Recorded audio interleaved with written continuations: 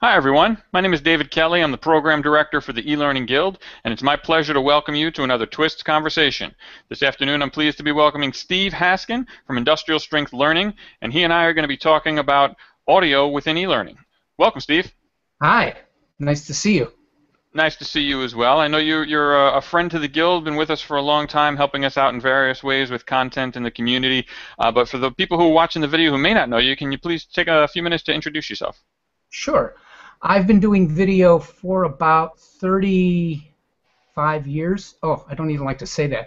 But I've been doing video a long time. It's almost always been training, other than working in the news part of media for a while. I started in e-learning when the only things that you had were big 12-inch laser discs that you could record some stuff on through a very tedious process. And I was actually one of the first users of the Macromedia products and the Adobe products as they started coming on stream in the late 80s, early 90s. I've been doing e-learning for a while, and as I saw the web develop, I actually saw it a few years before it ever appeared. I saw the web first in 91 or 92, and I said, this is TV, because I saw a picture. And whenever I see a picture, I go, I got it. It's television. And I love television. I love creating it. I love creating everything that goes around it, the pictures, the sound, animating, live, whatever. And I've just continued developing my skill set over the years. And I have embraced digital. I love digital video. I think it's the best thing since sliced bread and digital audio. So it's actually me. It's just 100% of me. That's great. And the one of the things the reason I wanted to chat with you today, the topic I wanted to chat with you about today, was the audio piece of the equation that you're mentioning. Because when most people think about audio as it applies to e-learning, your mind just naturally goes towards narration and someone just talking over voiceover on some capacity. But your definition of audio within e-learning is much broader. Can you tell me a little bit about how you look at audio within an e-learning context? Audio is an interesting part of video because without good audio, the video just falls flat.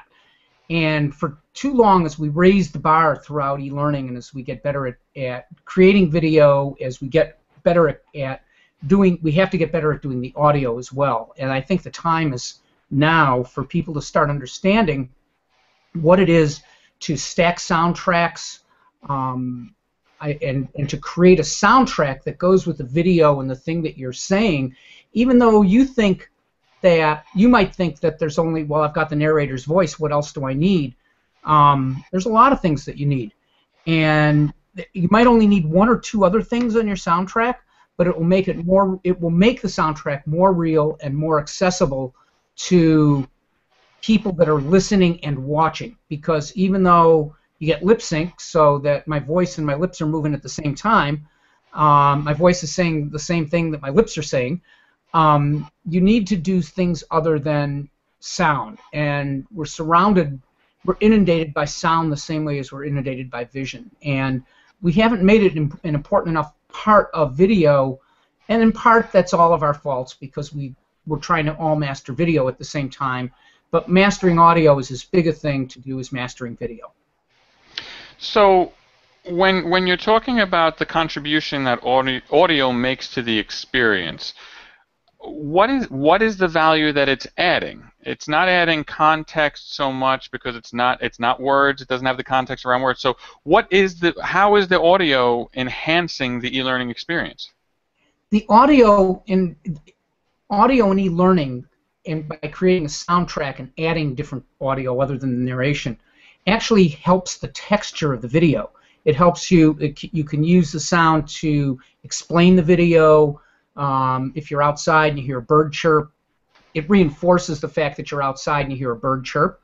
If you're inside and you hear the sound kind of murmuring in the background of the HVAC, the heating and ventilation system in most houses, it helps the texture. And the texture in video actually increases comprehension, and we're not talking about a little bit. We're talking about a 50 or 60% increase in comprehension, and especially if you've got a narrator and the narrator's on camera, which is a talking head.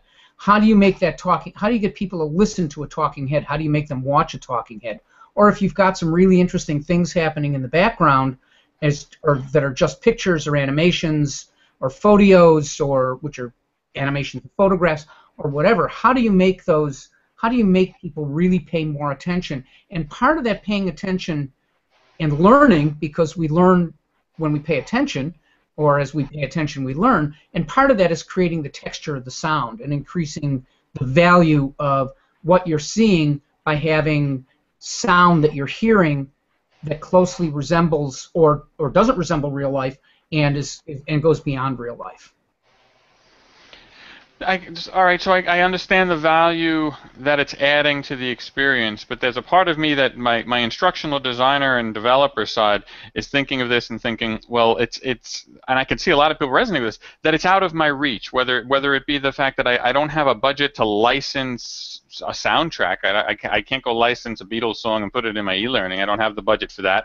Or I don't have the competency to write music on my own to create some sort of soundtrack, or I don't have the ability to go into a tool and create them, or are these perceived barriers that I'm making in my mind through ignorance to be bigger than they really are? I would say that the barriers are way more perceived. I think that anybody can create a soundtrack that is both complete and enhances and adds to the video. And soundtrack doesn't have to be music. In fact, in e-learning, we can take that off. We don't have to take it entirely off the table, but we can take it mostly off the table. You don't need a lot of music with e-learning. I want to show people that they can be their own. They can create their own sound effects. I'm also going to show people how to get to some free sound effects sites. And if you can't create your own sound effects, I'm going to show you exactly how to, if you can't Foley the sound effects, and I'll explain that in the session as well. I'm going to show people how to record sound effects, and all you need is $100 worth of equipment, and you can record great sound anywhere you are doing anything, and it's not hard to do at all. Like anything else, when we're creating things, especially as developers, as we're creating things like anything else, it takes time. The first time you do it, it'll take you an hour. The second time, a half an hour. The third time, 15 minutes. The fourth time, maybe 5 minutes. And the fifth time, you'll be doing it like a pro. So you mentioned the fact that you're going to be exploring this topic of audio in e-learning during your session at DevLearn in October, and I like the fact that we're segueing to this now, because now you've piqued my interest. Now I realize that this is something that's accessible to me as an instructional designer and developer. So if I'm going to be attending your session at DevLearn to learn more about how to do this and take a deeper dive, what's my experience going to be like? What can I expect to get out of your session? Well, hopefully out of the session you'll learn how to record nat sound, which is natural sound, and how to record voice so it sounds great with maybe natural sounds in the background automatically. You'll also learn how to stack a soundtrack so that if you've got 1, 2, 3, 4, 5 different sounds going on at any given instant in the soundtrack, you'll see how to stack that using, you can use Audacity for it. Not as easy as a product like Adobe Audition.